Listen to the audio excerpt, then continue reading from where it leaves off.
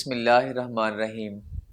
जी students, अल्लाह से दुआ भी है और यकीनन आप खैरियत से होंगे।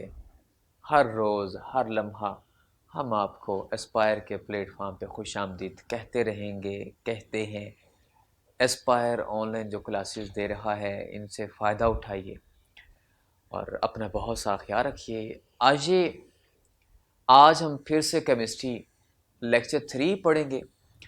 जो हमने पिछले 2 लेक्चर्स में पढ़ा था, आपको पता है कि एटम पढ़ा था, फिर हमने मॉलिक्यूल पढ़ा था।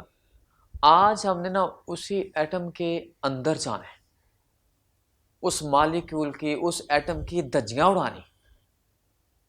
एटम है कि वो कहते हैं जनाब आखिरी शेल में 1 इलेक्ट्रॉन है, मैंने नहीं रखना, लॉस कर देता है। 2 हैं, लॉस कर देता है। 3 हैं, लॉस कर देता है। 4 हैं, शेयर कर लेता है। 5 हैं, कहता है जनाब 3 और दें। किसी के आखिरी शेल में 6 इलेक्ट्रॉन है, कहते हैं जनाब 2 देंगे तो कहां बनेगा। 7 इलेक्ट्रॉन है, कहते हैं एक और चाहिए। 8 इलेक्ट्रॉन के बगैर ये जिंदगी बसर नहीं करते हैं। ये एटम्स आपस में कॉम्बिनेशन कर लेते हैं, उस कॉम्बिनेशन के दौरान कुछ काम करते हैं। ये इलेक्ट्रॉन देते हैं, लेते हैं, देते हैं, लेते हैं। ये जो इलेक्ट्रॉन का लॉस है, गेन है, ये सब क्या है, आए आज हमने ये पढ़ना है, जिसका नाम है दैट इज आयन। आयन क्या है? आयन की डेफिनेशन आपके सामने। 2 तरह के आयन आपने मैटर में पढ़ा, कैट आयन, एन आयन। ये क्या है? आयंस की स्टेटमेंट देखते हैं, डेफिनेशन देखते हैं। सबसे पहले आपके सामने एक चीज आई है, देखें लिखा हुआ है एनी स्पीशीज दैट कैरी। क्या ऐसी चीज है जिसके पास है, क्या है, पॉजिटिव या फिर नेगेटिव चार्ज। ये चार्ज आपके सामने आ गया है। ये है डेफिनेशन आयन की। जिस पे पॉजिटिव या नेगेटिव चार्ज होगा उसे हम आयन कहेंगे, और अगर पॉजिटिव चार्ज होगा तो उसका नाम क्या होता है, कैट आयन। और अगर उसके ऊपर नेगेटिव चार्ज होगा तो उसका नाम क्या होता है, एनाइन। अच्छा ज़रा देखें, ये सामने एक मॉलिक्यूल नज़र आ रहा है, मतलब एक हमारे पास न्यूट्रल एटम है। ये इससे लॉस हुआ इलेक्ट्रॉन का, तो ये क्या बन गया, ये देखें ये कैटाइन है। इससे गेन हुआ इलेक्ट्रॉन का, तो ये क्या है, एनाइन है। ये 2 तरह के आयन्स एक एटम से बन सकते हैं। आयन देखते हैं कैटाइन क्या है। आपके सामने एक चीज़ नज़र आ रही है, सोडियम को ज़रा देखें। ये वाला इलेक्ट्रॉन देख रहे हैं आपने, ये वाला, ये नज़र आया आपको, ये देखें, ये इलेक्ट्रॉन यहाँ कहाँ है, आखिरी शेल में से देखें। ये सारे इधर गौर करें, सबसे एंड पे कोई यहाँ पे ये आखिरी शेल है, यहाँ पे कोई और नज़र आया आपको? नहीं नज़र आ रहा। 1 इलेक्ट्रॉन है ना आखिरी शेल में। वैसे भी मैंने आपको एक बात बताई थी पिछले लेक्चर में, हाली ने की रब से फरियाद। ये कौन सा ग्रुप है, सबसे पहला ग्रुप, आखिरी शेल में 1 इलेक्ट्रॉन। हाली ने सोडियम, ये किस ग्रुप में है, पहले ग्रुप में। पहली लाइन का मतलब, पहले ग्रुप का मतलब इसके आखिरी शेल में, वैलेंस शेल में इलेक्ट्रॉन भी 1 है। अब है ही 1, वो इसने लॉस कर दिया, साइज इसका छोटा हुआ। ऊपर ये देखें लिखा हुआ लॉस द आउटर इलेक्ट्रॉन, सबसे वैलेंस शेल इलेक्ट्रॉन को इसने निकाल दिया, रिमूव कर दिया। ये क्या बन गया? अच्छा एक चीज बता दूं मैं, ये एक एटम है, फर्ज कीजिए इसके ये यहां पे इलेक्ट्रॉन है, यहां पे ये प्रोटॉन है। पॉजिटिव नेगेटिव बराबर हैं, एटम न्यूट्रल है। पॉजिटिव नेगेटिव बराबर हैं, एटम न्यूट्रल है। ये नेगेटिव 1 इलेक्ट्रॉन जब मैंने निकाला, नेगेटिव इलेक्ट्रॉन गया ना, नेगेटिव गया, तो जिस पे नेगेटिव चार्ज था वो तो चला गया, तो बाकी तो प्रोटॉन ज्यादा हो गए, तो फिर पॉजिटिव चार्ज ज़्यादा हो गया। लिहाजा एक बात सामने आई, क्या, कि जब इलेक्ट्रॉन रिमूव हो जाता है, रिमूवल ऑफ इलेक्ट्रॉन से क्या होता है, पॉजिटिव चार्ज आ जाता है उस चीज़ पे। वो जिस पे पॉजिटिव चार्ज आ जाता है उसका नाम क्या होगा, कैटाइन होगा। ये था आज का कैटाइन टॉपिक। आए देखते हैं कैटाइन की क्या खूबियां हैं। कैटाइन की सबसे पहले हमारी खूबी, it is form by the loss of electron. ये हमने भी पढ़ा, इलेक्ट्रॉन का क्या करता है, लॉस करता है। दूसरी चीज देखें, cation have the positive charge. मैंने अभी बताया कि जब इसमें से इलेक्ट्रॉन निकल जाए तो इस पर चार्ज कौन सा आ जाता है, पॉजिटिव हो जाता है, क्योंकि इलेक्ट्रॉन नेगेटिव होता है, वो तो चला गया। इसके बाद तीसरी चीज़ देखें, आपके सामने आई है जो charge is equal to the number of electrons lost है। अगर किसी ने एक इलेक्ट्रॉन लॉस किया +1 चार्ज, 2 लॉस किए +2 चार्ज, 3 लॉस किए तो +3 चार्ज। जितने नंबर ऑफ इलेक्ट्रॉन्स लॉस होते जाएंगे उतना ही चार्ज आएगा। एंड पे जाके मैं कुछ इक्वेशंस भी लिखूंगा। अभी इसकी अगली खूबी देखते हैं। नेक्स्ट जो इसकी प्रॉपर्टी है, खूबी है कैटायन की, वो क्या है कि एनर्जी इज रिक्वायर्ड। ये एटम है, प्लीज इलेक्ट्रॉन निकाल दीजिए। नहीं निकालना, मैं इसकी मिन्नत कर रहा हूं, आप ही करके देख लीजिए। हाँ, जरा कोई चीज पकड़ी है, उसके अंदर एटम मौजूद है, आपसे कहिए जरा इलेक्ट्रॉन निकाल दीजिए, नहीं मान रहा, ऐसी की तैसी इलेक्ट्रॉन निकाल दीजिए, मैं इसकी छित्रौल करूंगा, मैं ऐसे से जोर से इसके अंदर जोर लगाया, एनर्जी लगाई है, ये इलेक्ट्रॉन निकल गया। मैंने एनर्जी दी है, इस सिस्टम को एनर्जी चाहिए। Energy is required for the removal of an electron. ये एटम है, इसके अंदर ऐसे शुआएं जाएंगी, रेस जाएगी, ऐसे बहुत जोर से टकराएंगे, फिर जाके इलेक्ट्रॉन निकलेगा। अभी हमारे पास नेक्स्ट प्रॉपर्टी देखते हैं, लेकिन मैं बताता चलूं कि जिस सिस्टम को एनर्जी चाहिए होती है उस सिस्टम का नाम होता है, आपके सामने अभी एक स्लाइड ओपन हुई है, एंडोथर्मिक रिएक्शन। इसका नाम क्या है ये लिखा हुआ, ये देखें, एंडोथर्मिक रिएक्शन इसे बोलते हैं। और उसके बाद हमारे पास नेक्स्ट इसकी प्रॉपर्टी है, metals have capability to loss electron. Metals जो मतलब आप कह लें लिथियम है, सोडियम है, पोटाशियम है, पीरियोडिक टेबल के जो सबसे पहले 2 ग्रुप है ना, वो मेटल्स हैं, सिवाय हाइड्रोजन के, वो नॉन मेटल है। ये सारी जो मेटल्स है ना, इनकी इलेक्ट्रॉन लॉस करने की कैपेबिलिटी ज़्यादा होती है। अच्छा, मैं एक वैसी बात बता दूं, कोई दुनिया जहां का कोई भी बंदा आपसे पूछे मेटल होती क्या है, तो सबसे आसान डेफिनेशन इसकी बतानी है आपने, ये है कि which have the more capability to loss of electron. देखें, इलेक्ट्रॉन लॉस करने वाली खूबी की ही तो मेटल कहते हैं, तो यहाँ पे यही पॉइंट लिखा हुआ है कि वो क्या होते हैं, मोस्टली कैटाइंस होते हैं। उसके बाद नेक्स्ट प्रॉपर्टी कैटाइन की क्या है, कैटाइन का जो साइज होता है वो क्या होता है, स्मॉलर होता है। किससे, उसके पेरेंट एटम से। क्या मतलब इस बात का, ज़रा देखें सामने, सोडियम है, उसके आखिरी शेल में 1 इलेक्ट्रॉन था, वो तो ख़त्म हो गया। अगर ख़त्म ना भी होता, दूसरा ग्रुप कैल्शियम 1 इलेक्ट्रॉन निकालें अगर, तो आखिरी शेल में 1 बच गया ना।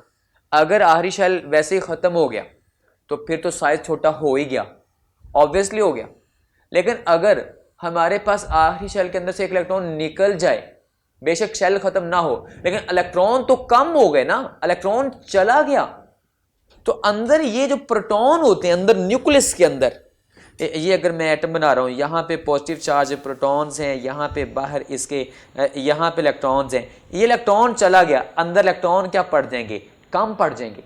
अगर यहाँ पे हमारे पास अंदर इलेक्ट्रॉन कम पड़ जाएंगे, ये जितने मर्जी शेल बना लीजिए, ये इलेक्ट्रॉन है अगर आखिरी शेल का, इसे मैं निकाल दूं तो अंदर ये जो पॉजिटिव चार्ज है, ये पॉजिटिव चार्ज ये उतना ही है। तो जब अंदर पॉजिटिव चार्ज ज़्यादा हो जाएगा, वो फिर क्या करेगा, ज़ोर से खींचेगा। जब न्यूक्लियर अट्रैक्शन ज़्यादा हो जाएगी, साइज क्या कर जाएगा, डिक्रीज कर जाएगा, कम हो जाएगा। आए, ये हमने एक बात पढ़ी कैटाइन के बारे में, इसकी प्रॉपर्टीज़ पढ़ी। आए देखते हैं चंद एग्जांपल्स है। हाली ने की रब से फरियाद, हाइड्रोजन की पहली लाइन है, सोडियम की पहली लाइन है। दूसरा ग्रुप कौन सा था भला, बी मज का सर 12। ये देखिए मैं आपके सामने लिख रहा हूँ, बी मज का सर 12, बी मज का सर 12, बी शायद की मक्खी को भी कहते हैं। मज एक लफ्ज़ है, आप चाइनी लफ्ज़ समझ लीजिए, वैसे आपको पता है किसे कहते हैं, ये पंजाबी ज़ुबान का लफ्ज़ है एक, लेकिन आपको ग्रुप याद होना चाहिए। ये सब का दूसरा ग्रुप है, मतलब आखिरी शेल में इलेक्ट्रॉन कितने हैं, 2 हैं। ज़रा ये देखिए, ये रहा कैल्शियम, ये जिसे मैंने सर्कल कर रहा हूँ, ये कैल्शियम है। तो ज़रा देखें कैल्शियम ने कितने इलेक्ट्रॉन लॉस किए, 2, जिसके जितने आखिर में इलेक्ट्रॉन होंगे उतने लॉस कर सकते हैं ना। अगर मैं कहूँ तीसरी लाइन, तीसरा प्रोडक्ट की तीसरी लाइन आपको पता है कौन सी है, वो भाई अली गया इंडिया से थाईलैंड, ये वैसे थैलियम है। अच्छा ज़रा देखें ये क्या लिखा हुआ है, भाई अली गया इंडिया से थाईलैंड, ये तीसरा ग्रुप है। तीसरे ग्रुप का मतलब आखिरी शेल में 3 इलेक्ट्रॉन हैं। तो अगर मैं कहूं कि मुझे एल्यूमिनियम के लिए इक्वेशन लिखनी है तो क्या लिखूंगा, Al ने इलेक्ट्रॉन लॉस किए, कितने लॉस करेगा? 3 electron, valence shell electron loss करके चार्ज कितना होगा? 3+ होगा। मतलब ये 3+ चार्ज आया, क्यों? क्योंकि इसने 3 इलेक्ट्रॉन लॉस किए हैं। 3 का मुझे कैसे पता? यहां कैल्शियम में 2 इलेक्ट्रॉन, 2 का मुझे कैसे पता? यहां हाइड्रोजन 1, क्यों? जितने नंबर ग्रुप होगा वैलेंस शेल में उतने ही इलेक्ट्रॉन होंगे, उतने ही ऑब्वियसली लॉस कर सकता है। जिनके पास 4 से कम इलेक्ट्रॉन होते हैं ना वैलेंस शेल में, उनकी लॉस करने की कैपेबिलिटी ज्यादा होती है। अच्छा, आगे देखते हैं एनाइन क्या होता है। नेगेटिव चार्ज मैंने शुरू में बताया, ये इलेक्ट्रॉन क्या करता है? गेन करता है। ये देखें, ये लिखा हुआ। अच्छा, यहां देखिए, यहां कोई इलेक्ट्रॉन है? नहीं है। यहां पे देखिए, यहां पे है। एक इलेक्ट्रॉन आ गया, 1 इलेक्ट्रॉन इज गेन। एक इलेक्ट्रॉन और आ गया। वो अंदर तो ये हमारे पास ये नजर आ रहे हैं, वो प्रोटॉन न्यूट्रॉन है, ये प्रोटॉन न्यूट्रॉन है। लेकिन यहाँ पे 17 प्रोटॉन थे, 17 न्यूट्रॉन थे और 17 ही इलेक्ट्रॉन थे। यहाँ पे देखिए हमारे पास इलेक्ट्रॉन्स कितने हो गए? 18 हो गए। एक इलेक्ट्रॉन का इजाफा हो गया। इलेक्ट्रॉन आया मतलब नेगेटिव चार्ज आया। इलेक्ट्रॉन पे चार्ज कौन? ये देखें, ये एटम पड़ा हुआ है। आप प्लीज ये इलेक्ट्रॉन ले लें। ये इसने इलेक्ट्रॉन ले लिया। ये इलेक्ट्रॉन ले रहा है। इस इलेक्ट्रॉन पे चार्ज कौन सा है? नेगेटिव। इसने नेगेटिव इलेक्ट्रॉन ले लिया। अब इसके पास इलेक्ट्रॉन है, तो वो इलेक्ट्रॉन कौन था? नेगेटिव। इसने नेगेटिव लिया, मतलब अब इसके ऊपर चार्ज कौन सा होगा? नेगेटिव होगा। एनाइन पे चार्ज कौन सा होता है? नेगेटिव होता है। आइए नेक्स्ट देखते हैं एनाइन की प्रॉपर्टीज कौन सी हैं। सबसे पहली बात जो अभी मैंने बताई, इस पे चार्ज कौन सा होता है? ये देखें, ये लिखा हुआ, इस पे नेगेटिव चार्ज होता है। इसके बाद ये देखें, ये कैसे बनता है? इलेक्ट्रॉन लेने से बनता है, गेन करने से बनता है। नेक्स्ट खूबी, हाँ, वो रिएक्शन कौन सा था? एंडो। ये कौन सा है? एक्सो। इसमें एक लफ्ज लिखा हुआ है, ये लिखा हुआ है यूनि नेगेटिव। क्या मतलब? एक इलेक्ट्रॉन लेना। क्या मतलब इस बात का? कि 2 इलेक्ट्रॉन लेगा तो फिर एक्सो नहीं होगा? जी, एक्सो नहीं होगा। एक इलेक्ट्रॉन लेगा तो फिर एक्सो है। जब चीज निकालनी हो, रिमूव करनी हो तो एनर्जी देनी पड़ती है। जब उसमें चीज ऐड करनी हो तो एनर्जी रिलीज होती है। जब 2 चीजें मिलती हैं तो एनर्जी निकलती है, रिमूव होती है, रिलीज होती है। याद रखें एक बात, कि अगर पहला इलेक्ट्रॉन ऐड करूंगा तो निकलेगी, दूसरा करूंगा तो एनर्जी लगानी पड़ेगी। चेक करें कैसे। ये देखें, आपके सामने एक चीज़ आई है, ये देखें, ऑक्सीजन। अच्छा, यहाँ देखें, ये ऑक्सीजन लिखी हुई है, ये इसमें एक इलेक्ट्रॉन इसमें जमा हो रहा है। ये देखें, इसमें इलेक्ट्रॉन गया, ये ज़रा देखें यहाँ पे, ये क्या है? ओ नेगेटिव हो गया। अब एक कमाल की चीज़ है कि अब ये जो ओ नेगेटिव है, ओ नेगेटिव बन गया है। अब ये न्यूट्रल नहीं रहा। अब ये पड़ा, मैं कहूँगा प्लीज़ एक इलेक्ट्रॉन और ले लें। अब नहीं लेगा। वो कहता है पहले ही नेगेटिव है, नेगेटिव चार्ज है। अब यहां से मैं इलेक्ट्रॉन एक और भेज रहा हूं, इस पे भी चार्ज कौन सा है? नेगेटिव है। उस पे भी कौन सा है? नेगेटिव है। नेगेटिव नेगेटिव क्या करेगा? रिपेल करेगा। कहेगा जनाब एक पहले है, अब नहीं लूंगा। नेगेटिव नेगेटिव में क्या होगी? रिपल्शन होगी। फिर क्या करनी पड़ेगी? ले लो। नहीं लेते, ऐसी की ठैसी छितरौल करनी पड़ेगी, एनर्जी देनी पड़ेगी, एनर्जी लगानी पड़ेगी। ये देखें, इसके अंदर ये O नेगेटिव है पहले से ही, इसके अंदर इलेक्ट्रॉन ये ऐड हो रहा है, तो अब O2 माइनस बन गया। एक इलेक्ट्रॉन और ले लिया, पहले भी नेगेटिव था, फिर एक और ले लिया, फिर 2 माइनस हो गया। लेकिन ये रिएक्शन कौन सा होगा? ये रिएक्शन एंडोथर्मिक होगा। लेकिन ये पहले वाला कौन सा होगा? ये एक्सोथर्मिक होगा। दूसरे में एनर्जी देनी पड़ती है, पहले में रिमूव होती है। यहाँ पे एनर्जी प्लस है, प्लस का मतलब यहाँ पे एनर्जी लगानी पड़ती है। नेक्स्ट प्रॉपर्टी देखते हैं एनाइन की क्या होती है। आए, नेक्स्ट प्रॉपर्टी हमारे पास, size of anion is bigger. क्या मतलब इस बात का? वो आपको जैसे मैंने कहा कि रिमूव करने से साइज छोटा हो जाता है, लेकिन अब तो इलेक्ट्रॉन आ रहा है ना, तो बाहर जब इलेक्ट्रॉनिक क्लाउड का करेगा तो सब फैल जाएगा, एक इलेक्ट्रॉन का इजाफा हो गया है। नेक्स्ट प्रॉपर्टी है, ये ज़रा देखें ज़रा, ये हमारे पास एनाइन का साइज बिगर है। पहले 17 इलेक्ट्रॉन 17 प्रोटॉन, ये दोनों आपस में क्या है? बराबर। एक इलेक्ट्रॉन, ये देखें ये वाला इलेक्ट्रॉन, ये देखें ये वाला, ये आ रहा है, एक इलेक्ट्रॉन आया तो ये कितने हो गए? 18 हो गए। तो बाहर से इलेक्ट्रॉनिक क्लाउड फैल जाएगा। तो ज़रा इसकी निस्बत इसका ज़रा साइज चेक करें, वो साइज क्या हो गया है? बड़ा हो गया। एनाइन का साइज क्या होता है? ग्रेटर होता है। नेक्स्ट प्रॉपर्टी हमारे पास देखते हैं, वो क्या है? वो कहता है जो नॉन मेटल्स होती हैं वो क्या थे? मेटल्स। कैटाइन कौन बनाती हैं? मेटल्स। एनाइन कौन बनाती हैं? नॉन। बिल्कुल हम डिफ्रेंशिएट कर रहे हैं, अपने शॉर्ट क्वेश्चन याद रखना है। What is the difference between cation and A9. इसीलिए मैंने सारे पॉइंट्स बना दिए ताकि आपको डिफरेंस लिखना आना चाहिए। नेक्स्ट प्रॉपर्टी देखते हैं, charge on anion is equal to number of electrons gained. एक इलेक्ट्रॉन लेगा, एक नेगेटिव चार्ज आएगा, दो इलेक्ट्रॉन लेगा, -2 आएगा, तीन लेगा, -3 आएगा। आए हमारे पास आखिरी एक चंद छोटी सी बातें। टॉपिक आपका करीबन ये ख़त्म हो गया। ये आपके अजाफे के लिए एक बात आपने सारी ज़िंदगी याद रखनी है, ये कभी नहीं भूलनी, ये आगे काम आएगी और हर चैप्टर में इसके बारे में कुछ ना कुछ डिस्कस ज़रूर होगा। जब इलेक्ट्रॉन लॉस होता है तो उसे क्या बोलते हैं? ऑक्सीडेशन। और जब इलेक्ट्रॉन गेन होता है उसे क्या बोलते हैं? रिडक्शन। ये देखें लिखा हुआ, ये यहाँ देखें इलेक्ट्रॉन है, यहाँ नहीं है, मतलब इसने क्या कर दिया? लॉस कर दिया। तो ये देखें इसका नाम क्या हुआ? ऑक्सीडेशन। अच्छा यहाँ देखें इलेक्ट्रॉन है, नहीं है, और यहां देखें इलेक्ट्रॉन है, मतलब इसने इलेक्ट्रॉन यहां से यहां पे ले लिए हैं, तो एक्सेप्ट किए हैं। एक्सेप्ट करने का मतलब क्या हुआ? रिडक्शन हुआ। ये एक पॉइंट आपने याद रखना है, ऑक्सीडेशन और reduction. Loss of electron is known as oxidation and gain of electron is known as reduction. एक छोटी सी बात और बहुत कमाल है, मैट्रिक में आपने सुनी है, लेकिन इसका यहाँ पे बड़ा रोल है। आगे चैप्टर 10 के अंदर भी इसका बड़ा रोल है। ये देखें, ये है एक ए, इसने इलेक्ट्रॉन क्या किया? लॉस किया, मतलब ए क्या हुआ? ऑक्सीडाइज। लेकिन इसके बारे में आपने याद रखना है, इसने इलेक्ट्रॉन लॉस किया, ऑक्सीडाइज हुआ खुद, लेकिन ये रिडक्शन की मदद कर रहा है, रिडक्शन का कॉन्जुगेट है, रिडक्शन का हेल्पर है, मतलब ये रिड्यूसिंग एजेंट है। खुद क्या हुआ? ऑक्सीडाइज। लेकिन नाम क्या है इसका? Sodium, Na positive. सोडियम कौन है? रिड्यूसिंग एजेंट है। खुद क्या करता है? इलेक्ट्रॉन लॉस करके ऑक्सीडेशन, लेकिन मदद किसकी करता है? रिडक्शन की। रिडक्शन कह रहा है इलेक्ट्रॉन दे दे मुझे, ये रिडक्शन मतलब किसी चीज इलेक्ट्रॉन मांग रही है, सोडियम ने दे के उसकी क्या की? मदद की ना। इलेक्ट्रॉन लॉस करके उसकी क्या की? मदद की। ये उसका क्या हुआ? मददगार, हेल्पर, कॉन्जुगेट। तो फिर इसका नाम क्या हुआ?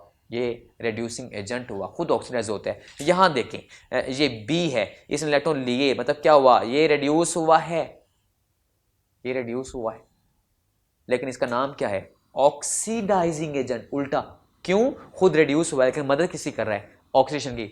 ये इलेक्ट्रॉन इसने लिए, वो ऑक्सीडेशन करने वाला कहता है इलेक्ट्रॉन ले ले कोई है इलेक्ट्रॉन लेने वाला? कौन लेगा? कोई नहीं लेगा।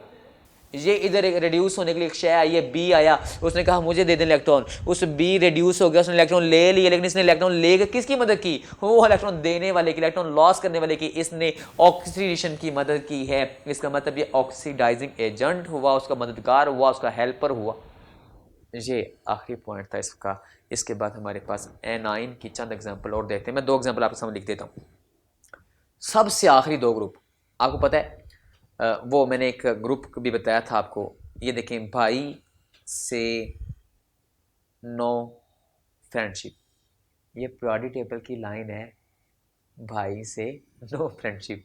आप कुछ भी नाम लगा दें, बी लगा दें, बिलाल से लगा दें ये हमारे पास 13 ग्रुप है, लेकिन ए ब्लॉक्स में से थर्ड है, ये 4 14 है, लेकिन 4, ये 5, ये 6 और ये कितने नंबर ग्रुप है भला? 7। अच्छा, ए ब्लॉक में से, क्योंकि पीरियोडिक टेबल के 2 हिस्से हैं, ये हम आगे इंशाल्लाह चैप्टर 6 के अंदर डिस्कस करेंगे। अच्छा, आपने मैट्रिक लेवल पे पढ़ा है वैसे। अच्छा जरा देखें, यहाँ पे ऑक्सीजन है, ये आखिरी 2 ग्रुप, ये ऑक्सीजन, ये छठा ग्रुप है, और ये कौन सा है? ये 7वां ग्रुप है। ये देखें, मैंने लिखा उस से टीचर ने पूछा, पीओ, पोलोनियम। जुमला बन गया। पीरियोडिक टेबल की लाइन आपको याद होगी, एक और ग्रुप याद हो गया, उससे टीचर ने पूछा। अच्छा आखिरी लाइन देखें जरा, मैंने थोड़ी देर पहले वैसे बताई थी, ये फरजाना कल बार आई हाँ, एट एंड पे आता है, अनस्टेबल होता है। अच्छा जरा देखें, ये हमारे पास एफ कल बार आई, वो जहां भी बार आई, जरा देखें इसका ग्रुप कौन सा है? 7। 7 का मतलब क्या है? आखिरी शेल में कितने इलेक्ट्रॉन हुए? 7। तो जिसके पास 7 हो, पूरे कितने करने होते हैं? 8। कितने चाहिए? 1। मतलब ये पूरा ग्रुप 7वां जो है, ये सारे 1 इलेक्ट्रॉन लेंगे। मसलन मैंने लिखा यहाँ पे Cl, तो मैं आंखें बंद करके लिख सकता हूं कि इसने 1 इलेक्ट्रॉन लेना है, तो ये नेगेटिव बन जाएगा। जरा देखें, ये हमारे पास छठा ग्रुप है। छठे ग्रुप का मतलब क्या हुआ? आखिरी शेल में कितने इलेक्ट्रॉन हुए? 6। तो 6 का मतलब 8 पूरे करने कितने चाहिए? 2। तो कितने? 2 चाहिए, तो मैं लिखूंगा ओ ऑक्सीजन 2 इलेक्ट्रॉन लेगी, तो ये O 2 नेगेटिव बन जाएगा। बात समझ आ गई? आइए आगे देखते हैं। हमारे पास पॉलीएटॉमिक आयन। पॉलीएटॉमिक आयन क्या होता है? ये इसकी सबसे एंड पे 2 लाइंस लिखी हुई हैं। ये 2 लाइंस में क्या है कि कुछ ऐसी भी चीज़ है, ज़रा देखें, आपके सामने एक चीज़ आई है CO3 2 माइनस। ऑक्सीजन कहती है अभी अभी बिलाल साहब आपने बताया कि मैं 2 इलेक्ट्रॉन लेती हूँ, मुझे 2 इलेक्ट्रॉन चाहिए। तो ज़रा यहाँ देखें, कहती है आपने 1 इलेक्ट्रॉन बनाया हुआ है, यहाँ पे भी एक, ये 1 बॉन्ड बनाया हुआ है, यहाँ पे भी 1 बॉन्ड बनाया हुआ है। ये कहती है ठीक है मेरे 2 पूरे, 2 इलेक्ट्रॉन लेने ना उसने। मैंने कहा यहाँ 2 और लगा लो, कहती ना। कार्बन कहती ना। कार्बन कहती मेरा चौथा ग्रुप है, आखिरी शेल में इलेक्ट्रॉन ही 4 हैं, तो ये 2 इसके साथ, ये तीसरा और ये चौथा, 4 बांड पूरे हो गए कार्बन के। अब क्या करें? ऑक्सीजन को बांड नहीं लग सकता ना, ये कार्बन और बांड बना नहीं सकती। तो इसके ऊपर ये देखें, इसका भी एक नेगेटिव चार्ज, इसका भी एक नेगेटिव चार्ज, उसके पास एक इलेक्ट्रॉन बच गया, उसके पास भी एक इलेक्ट्रॉन बच गया, अनपेड बच गया, इसके ऊपर 2 नेगेटिव चार्ज हो गया। अब ये ओवरऑल पूरी एक चीज के ऊपर चार्ज है, एटम्स का ग्रुप है, उसके ऊपर चार्ज है। This is known as poly. Poly mean क्या होता है? Many. Many, poly atomic ion, many atoms वाला एक आयन। तो जरा देखें इसकी डेफिनेशन क्या बनी, आपके सामने आ गई है। Group of atoms having positive या फिर नेगेटिव चार्ज। इसके बाद एक और एग्जांपल आपके सामने आ गई है, वही एग्जांपल, ऑक्सीजन कहती है मुझे 2 बॉन्ड चाहिए। एच कहती है मैं, ये देखिए एच कहते हैं मैं एक ही बॉन्ड बना सकती हूं, मेरा पहला ग्रुप है, आखिर में इलेक्ट्रॉन भी एक है। एक इलेक्ट्रॉन हुआ ना, जब वैलेंस शेल में इलेक्ट्रॉन एक हुआ तो एक ही बॉन्ड बना सकती है। ऑक्सीजन क्या करेगी? ऑक्सीजन कहती है ना जी ना, मुझे 2 चाहिए। वो इसका एक बॉन्ड कम है, इसलिए इसके ऊपर चार्ज, ये देखें ये कौन सा आ गया? नेगेटिव आ गया। यही है वो OH जिसमें से ऑक्सीजन रो रही थी, इसका एक बॉन्ड कम है, यहां पे देखें आपको नजर आया, यही है। फिर वो एक और H आएगा, ऑक्सीजन को इधर से पकड़ लेगा और वो H2O बन जाता होता है। मालिक्यूल हमने टॉपिक पढ़ा था, माफ़ी चाहता हूँ। वैसे आगे चलते हैं। हमारे पास पॉलीटॉमिक आयंस के चंद एग्जांपल आपके सामने मैंने रख दी हैं। ये NH4 पॉजिटिव है, OH नेगेटिव है, MnO4 है, NO है, ClO3 है, SCO3 है, ये सारे आपने C2H3O2 है, एसीटेट, ये सारे आपने याद रखने हैं। इनमें जो सबसे बेसिक जो ज़रूरी है ना, वो अमोनियम वाला, हाइड्रोक्सिल वाला, NO3 वाला, नाइट्रेट वाला, उसके बाद हमारे पास आपने ये कार्बोनेट वाला और ये सल्फेट वाला और फास्फेट वाला, ये ज़रूरी हैं याद करने के लिए, आपके लिए बहुत ज़रूरी हैं, ये आपने याद करने हैं। इसके बाद हम देखते हैं पॉलीटॉमिक आयन के बारे में चंद एक और फैक्ट्स। देखें सबसे पहली बात, एनाइन वाले पॉलीटॉमिक आयन ज़्यादा पाए जाते हैं, नेगेटिव ज़्यादा पाए जाते हैं। और उसके बाद हमारे पास एक और बात देखते हैं, सिर्फ पॉजिटिव कौन है, ये आपके सामने अभी एक बात आई, ये वाली देखें, ये NH4 पॉजिटिव और सम कार्बोकेटाइंस, सिर्फ चंद एक कार्बोकेटाइंस। मिसाल नहीं, ये NH4 पॉजिटिव आ गया आपके सामने, इसलिए N के पास एक H ज़्यादा हो गया, H पॉजिटिव होता है, एक H ज़्यादा हो गया तो पॉजिटिव चार्ज हो गया ओवरऑल। हालांकि ये हमारे पास एक NH3 था, उसके पास H आया तो ये एक मालिक्यूल था, उसके पास H आया, अब ये मालिक्यूल नहीं रहा, एक एटम ज़्यादा लग गया, ये पॉली एटॉमिक आयन बन गया है। एक और एग्जांपल आपके सामने आ गई है, ये देखें, ये ब्रोमीन पे चार्ज कौन सा होता है? नेगेटिव। जब ये चला जाएगा तो कार्बन पे चार्ज कौन सा बचा? पॉजिटिव बचा। तो अब ये क्या बन गया? कार्बोकैटायन बन गया। ये पॉजिटिव चार्ज पाए जाते हैं। वैसे ज़्यादातर पॉली एटॉमिक आयन जो होते हैं ना, वो एनाइन पाए जाते हैं, नेगेटिव पाए जाते हैं। ये पहला पॉइंट यही था। उसके बाद एक और पॉइंट देखते हैं, they may be produce by dissolving the electrolytes in the water. मिसाल लीजिए H2SO4 है, H2SO4 है, इसे मैंने पानी के अंदर हल कर दिया H2O के अंदर, तो क्या होगा? H पॉजिटिव लैदा, SO4 2 नेगेटिव लैदा, H2 निकले, मैंने 2 कर दिया। यहाँ पे मैंने एक्वस लिख देता हूँ कि ये पानी के अंदर हल हुआ है, ये यहाँ भी मैंने एक्वस लिख दिया, ये पानी के अंदर हल किया हुआ है। ये जो SO4 2 नेगेटिव है, ये कौन है?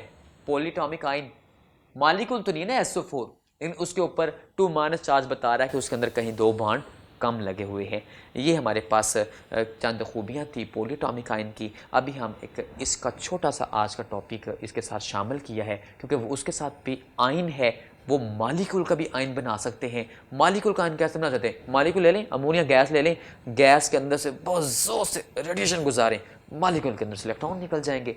मालिक्यूल का भी आयन बनाया जा सकता है। एटम तो मजबूरन बनाता है ना, वैसे उसने लॉस करना है, गेन करना, उधर भी एनर्जी देनी पड़ती है या रिलीज होती है। इधर भी हम क्या करेंगे, मालिक्यूल को लेके इसको ज़ोर से ऐसे टकराएंगे शुआओं को, और इसके अंदर से इलेक्ट्रॉन निकल जाएगा और इसे क्या बन जाएगा, मालिकुलर आयन बन जाएगा।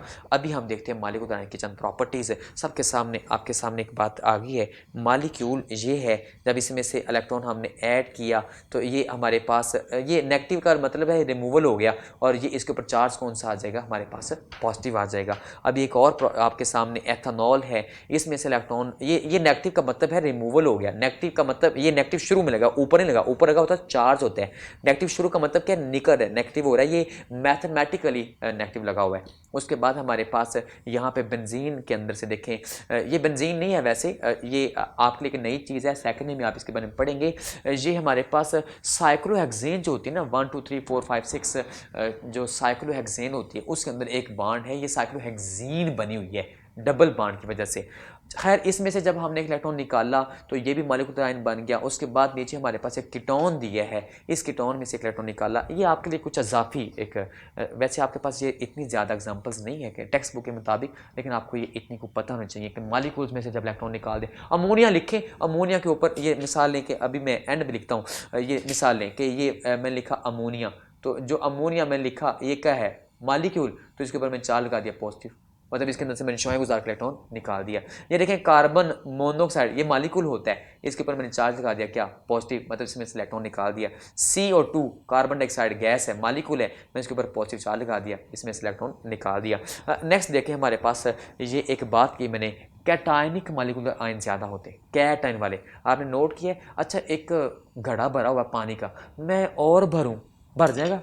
नहीं, मैंने खाना खा लिया है, पेट भर गया है, अब आप मुझे कहीं और खाएं, खाऊंगा नहीं। कोई बंदा खा सकता है, कोई ऐसा हो सकता है हेल्दी, लेकिन मैं एक बात बता दूं कि जब एक चीज़ पहले मॉलिक्यूल है, सैचुरेटेड है, वो स्टेबल है, वो प्योर है, वो that can exist independently, molecule आज़ादाना रह सकता है। अब वो मजबूर नहीं है कि वो उससे आप कहीं इलेक्ट्रॉन लीजिए, वो नहीं लेगा।